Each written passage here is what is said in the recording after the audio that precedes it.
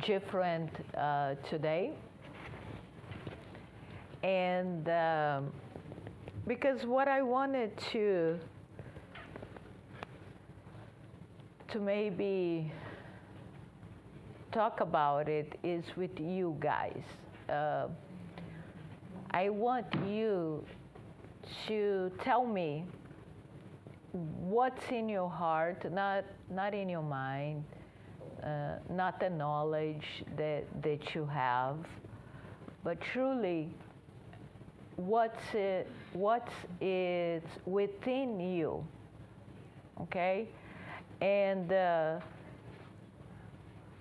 start, if anybody, you don't all have to answer, but if somebody wants to answer, and if that answer can really come from someplace else besides the mind. So I wanted to ask you what Jesus represents to you.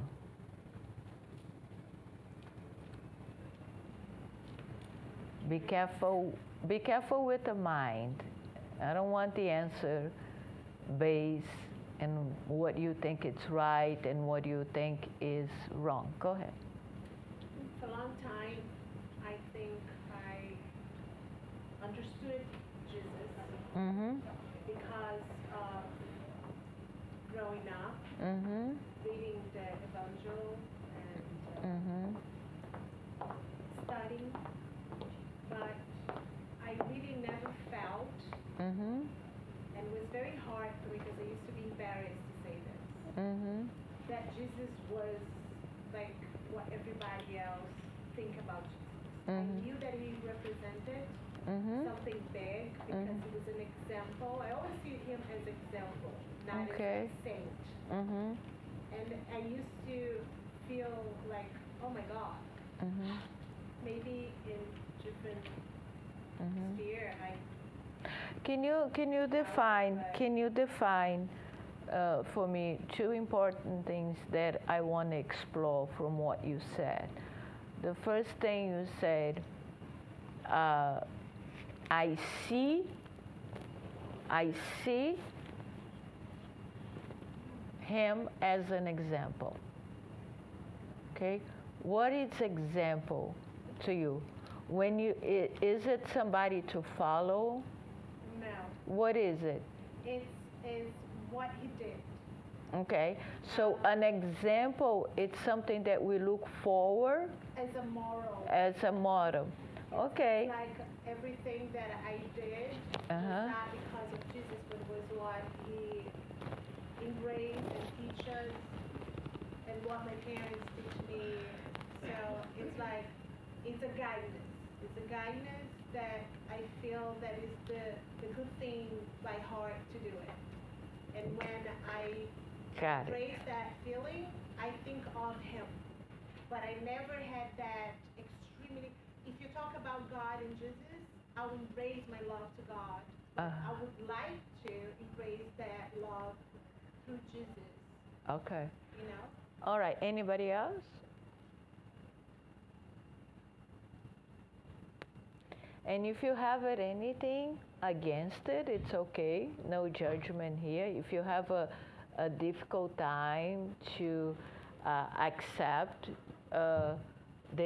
actually most of the people, it's the image that they created about Jesus that to you it doesn't make any sense. It's also okay. So I just want to know, when you hear that, what it means in your life. I feel like he was not meant to be worshipped, but to be listened to.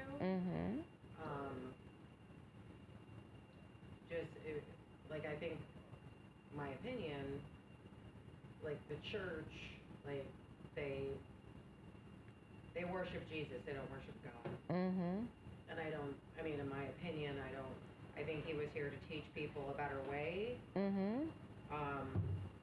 Kind of like other masters over the years, but I think he was a master. And you know, probably crucified for that very reason. Just like they do the same thing to people throughout the years that try to preach the word of, you know, that are, you know, what we do here. And that's kind of how, I mean, I was brought up Catholic, but none of it made any sense. I don't believe being, you know, that you should be, it's all judgment. So Okay. It just doesn't. Okay. All right. It doesn't mesh.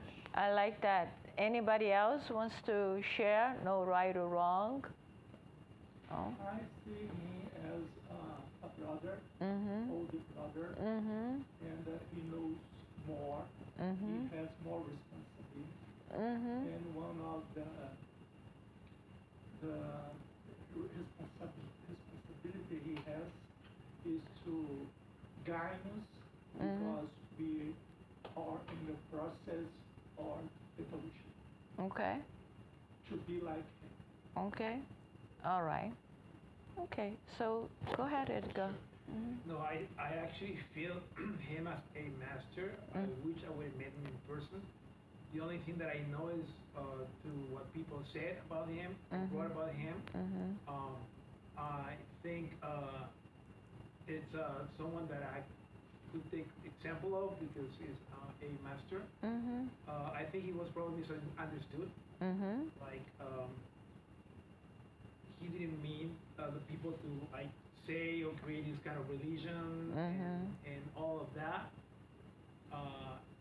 Even though I haven't met him in person because we're at a different time life, but sometimes meditation I felt his energy. Okay. All right.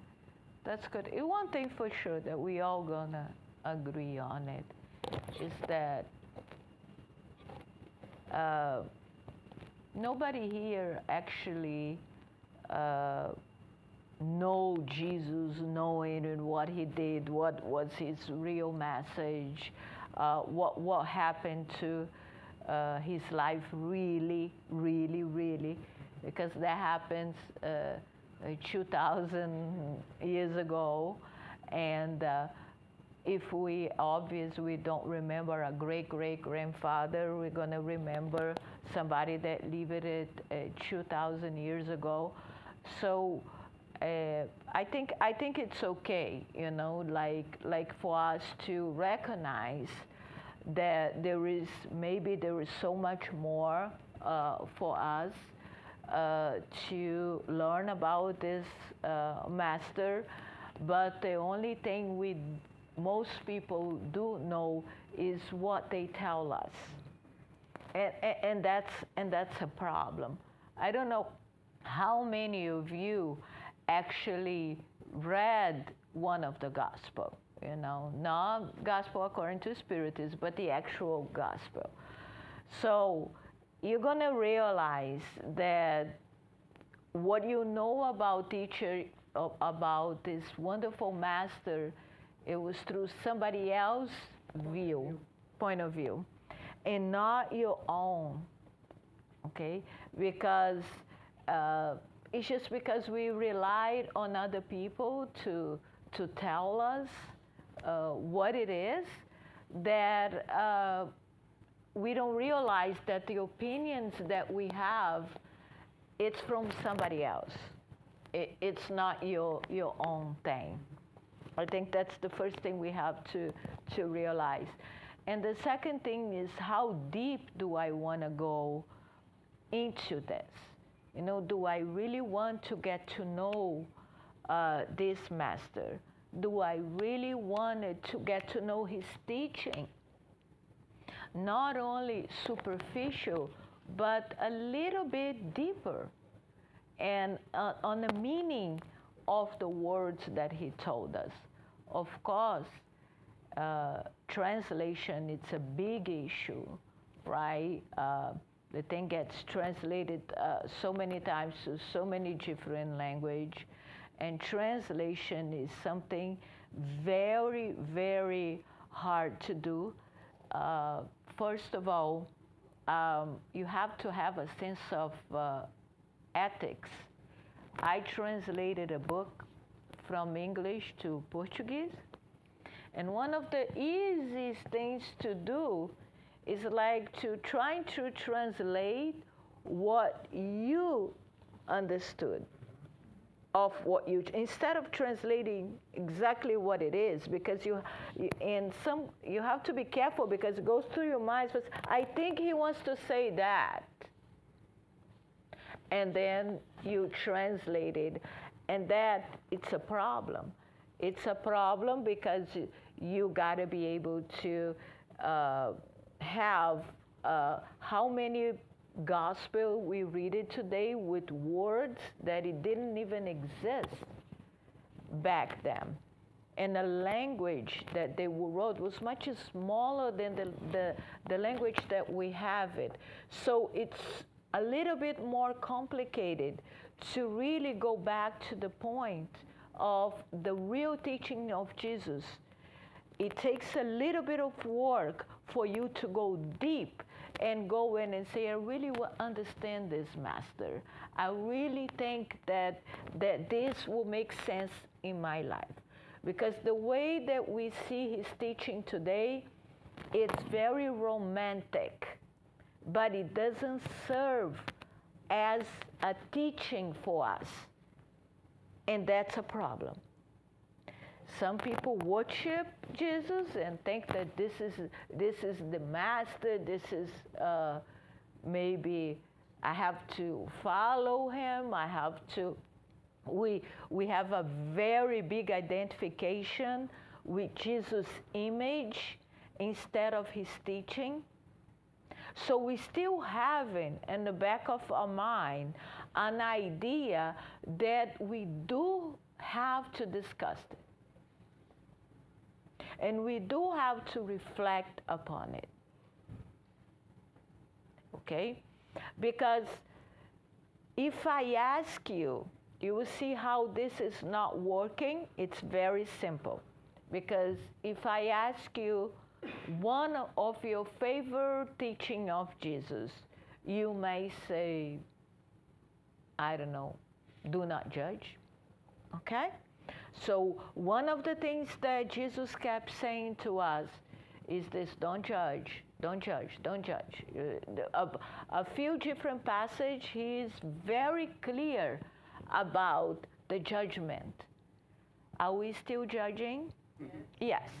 So we cannot say that he is a valuable teacher for us because we are not listening. We're not putting his teaching into wisdom and applying that wisdom in our daily life. So we see him, it's too romantic, or something that it's so beautiful, but it's so far away from me that I'm sorry, but I'm not Jesus. And when we have that attitude, we cannot say that this is our master. Because when you truly have a master in your life, somebody that you really go in with the teaching, you really do your part to follow that teaching. Okay? So if he's provide us guidance, we better listen. We better listen.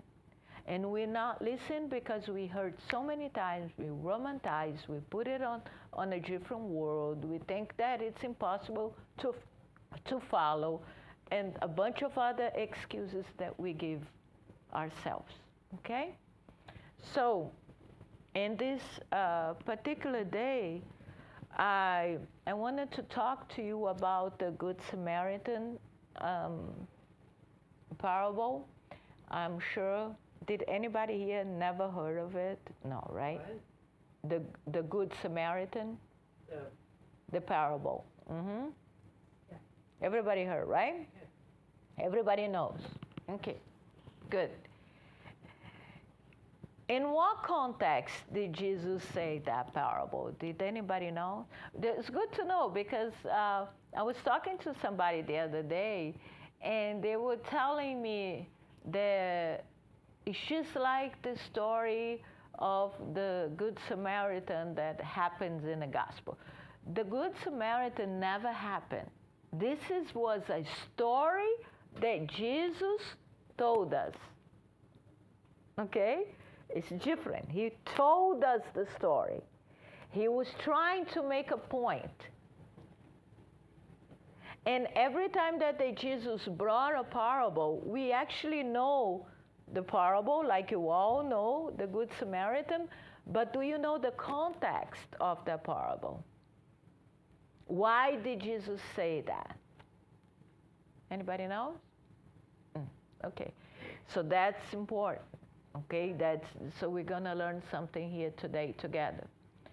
So what happened was, when Jesus got into this new city, somebody, which is what they call back then men of the law, they were trying to tease Jesus, you know, and they were always looking for the wrong thing that he could possibly say it. Okay, so one of the men approached Jesus and said, Jesus, what is that? How do I get to be what they used back then, and that's translation problem, are immortal being? Okay? So what do I have to do to become immortal? That was the question that he was trying to get Jesus to answer. And then Jesus said to him, what did the law say? And the law used to be what? The Old Testament, right? The old teaching back then. And then the guy said, well, it's said for us to love God with all our heart and all our strength, and also to love our neighbor like ourselves. And then Jesus says, okay, there you go. So follow that. You're good.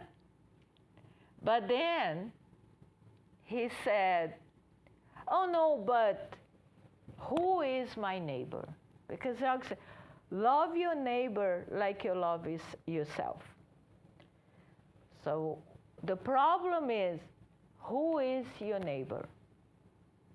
That's what he wants to know. Okay, I have to love my neighbors, but who is my neighbor? And that's when Jesus told the parable of the Good Samaritan. He said, there is a man, okay? And does anybody knows what a Samaritan means? Who were the Samaritan? No? Okay, that's important for the parable too, to really get the deep teaching of Jesus. The Samaritan was people. They used to be a little bit of the Jew, but they separate themselves from the Jew. Kind of like the Catholics and the evangelical that separates themselves from Catholic. That's what the Samaritans did. They separated themselves from the Jewish people, and they opened their own temple. So they were doing their own thing. Okay, that's the Samaritans. The Jewish hated them. Hated. Because they had a little bit of a different belief system that they open up their own thing. It's just for you to have an idea. So if you go to Ireland, the country, you see the fight between the Catholics and the evangelicals there. The hate that exists between one of the other used to. I heard it's getting better right now. But they used to have neighborhoods that was evangelical, neighborhoods that were Catholic, and they used to fight all the time. Just to put that in context, this is basically what was going on, okay? To the point that the Jew, for them to when they travel, they took a very longer path, so they didn't have to pass the Samaritans. That's how bad it was. They hated the Samaritan. You get the context of that? Okay. So I want you to think about Jesus now. So who was he speaking to? The Jews, right? The Jew who hated the Samaritans. Hated. Vice versa. Hated. So who did Jesus put it as a hero of the story?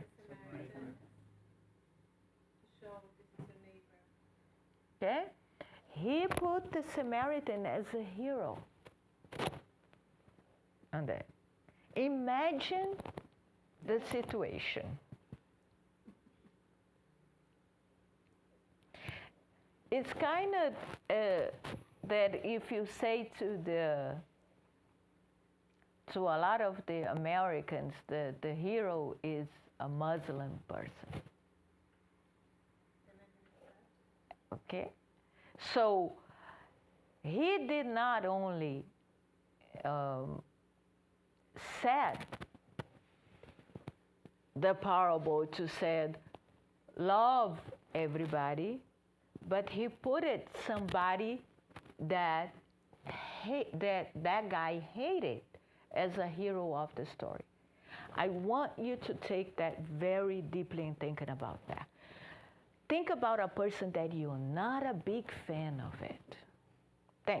Just think of it. It could be anybody. It could be somebody that, that it's personal.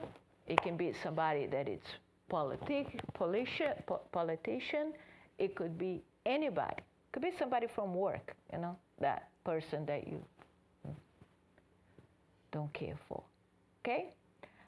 Then imagine Jesus telling you and putting that particular person as a hero in his story. I don't think you would like that. Would you? No. Nobody will be comfortable with this.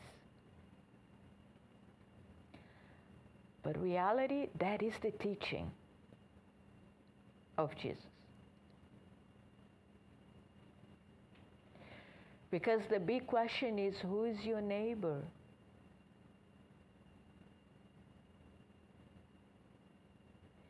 And the answer was that, and then if you study the parable and if you go deep on that, you will see that first the priest stopped by. And then another Jewish guy from was higher than the priest also ignored the person. And then the Samaritan, now he helped that person, right? And not only that, he took him, put him on the monkey, took him to some kind of a hotel, took care of him, gave money to the person and said, take care of him, and if I'll come back later to get him, and if I owe you anything, I'll pay you later. He not just helped the guy.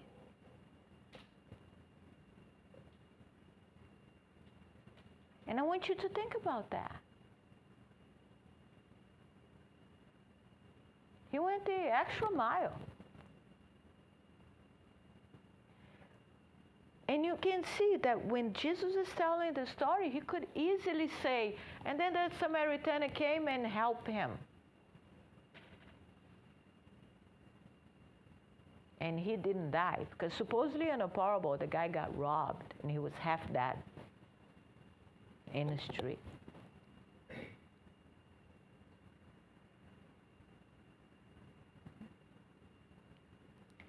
So maybe what Jesus was trying to teach us in this parable, one of the ideas that you can think of it starts from the beginning. When he agreed with the teaching that love your neighbor like yourself.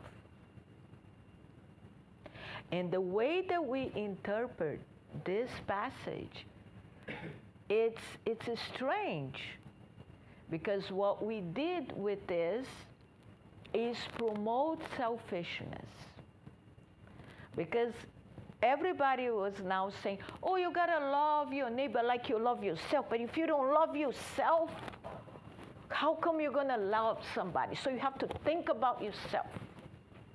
You have to do things for yourself. Is that really what he was trying to say? Because there was another explanation for that. Maybe a mirror?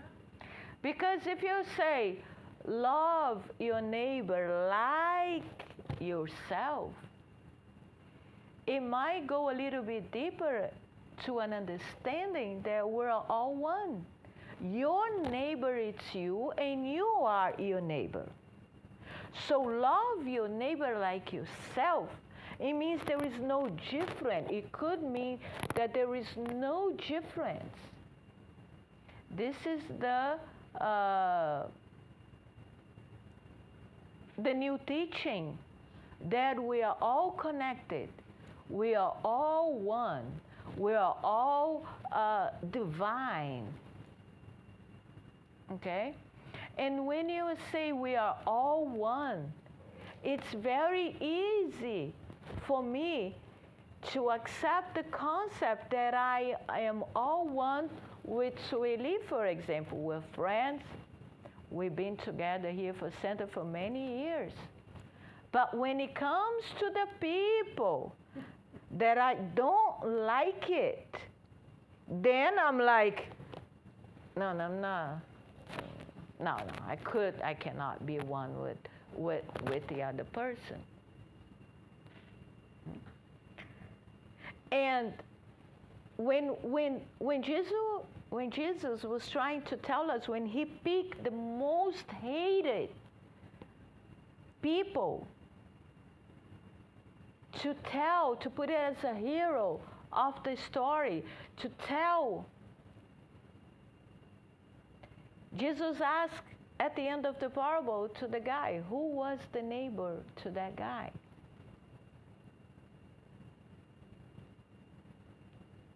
And the guy says, the Samaritan. And Jesus go and end up and finishes. So go ahead, do that. There is an invitation at the end. You go ahead and you do that.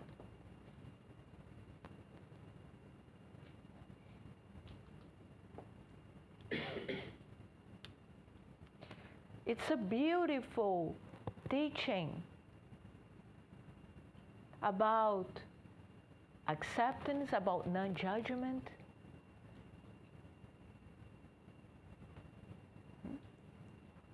Because the reason why we hate somebody, or maybe hate is a very strong word for us, but maybe dislike, it's based on our point of view of life. And we have sometimes we think that based on that and how the other people decide to live their own life is what makes us like or dislike a person. And when we do that, we miss the opportunity of loving, of connection. Every separation, it starts with a judgment.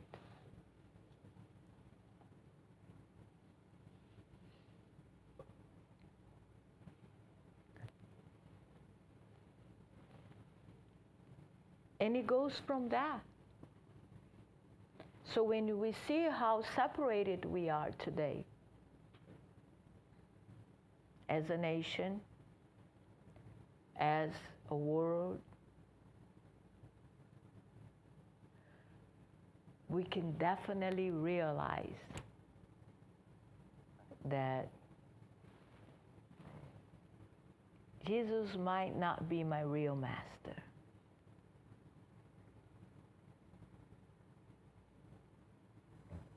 I wanted him to be,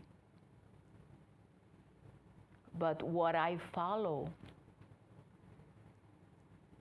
it's a lot more based on society beliefs. The way I live my life has nothing to do with Jesus' teaching.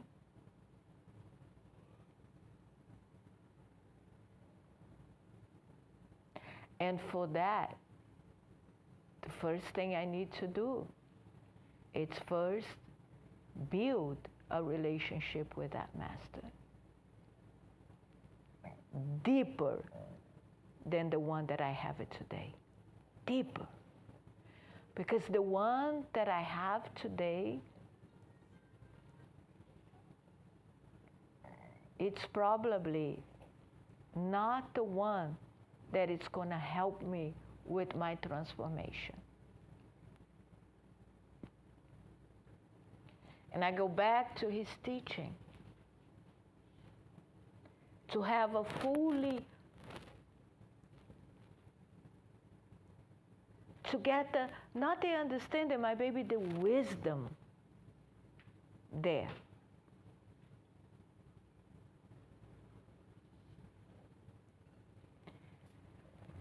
Because, like she said, it was a master, like many others, that came to earth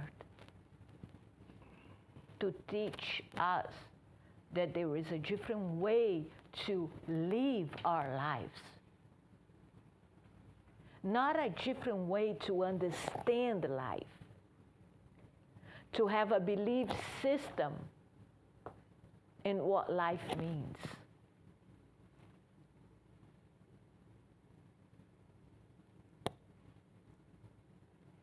But it's to really get this teaching and make this a wisdom within. And that it's done by building a relationship with your master. Like Edgar was saying, sometimes when I meditate, I feel his presence must be one of the most wonderful feeling in the world. And you get to feel your master within you. Because remember, if we are all one in a story, in a parable, we are all one with Jesus too.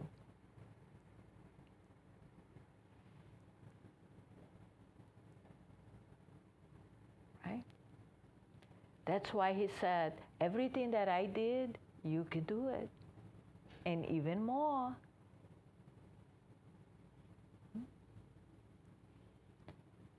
So there is a little bit of a lost connection with the master. And that's why tonight I want to bring this small message from him, like this parable, that it means a lot. It means a lot. And to bring that to our heart, so we can, maybe today we talk about the Good Samaritan's parable, tomorrow we're gonna talk about you will read the prodigal son, you will go in a gospel and said, okay, what does this mean? What type of message this master was trying to teach me? And when you do that, 100% sure your life will change. If it's good, will be better. If it's not the good, will be good. Because the connection that Jesus teaches, it's amazing. It's amazing. There's a lot for us to learn from this master. Any question? No? All right, thank you.